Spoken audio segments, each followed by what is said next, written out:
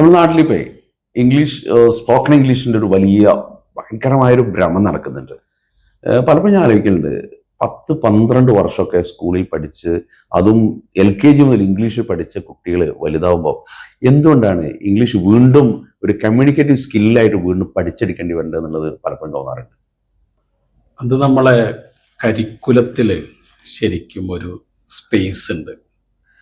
ഓരോ സമയത്തും ഒരു കുട്ടിക്ക് എന്താണ് അക്കാഡമിക്കലി ആ കുട്ടിക്ക് ഓട്ടോണമി സംഭവിക്കേണ്ടത്, സ്വയം പര്യാപ്തതയിലേക്ക് വരേണ്ടതുണ്ട്.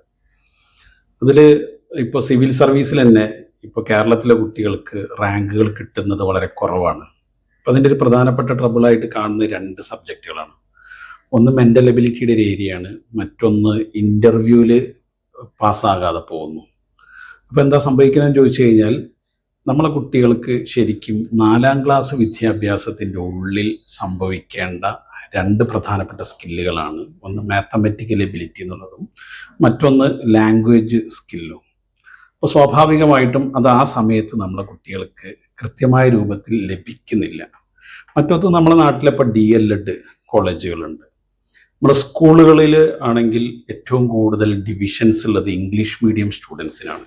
പക്ഷെ നമ്മൾ DLEDലെ ടീച്ചേഴ്സിന് ഇപ്പോഴും ഇംഗ്ലീഷിൽ ക്ലാസ് എടുത്ത് അങ്ങനെ കുട്ടികളെ പരിശീലിപ്പിക്കണം എന്നുള്ള രൂപത്തിൽ ഉണ്ടോ എന്ന് എനിക്ക് സംശയമുണ്ട്. അതുകൊണ്ട് ഈ ഗ്യാപ്പായിരിക്കും പലപ്പോഴും ഈ രൂപത്തിലേക്ക് ഇത് വീണ്ടും സ്കൂളുകൾക്ക് ശേഷവും കുട്ടികൾക്ക് ഉണ്ടാവേണ്ടി വരുന്നതാണ് എൻ്റെ നിരീക്ഷണം.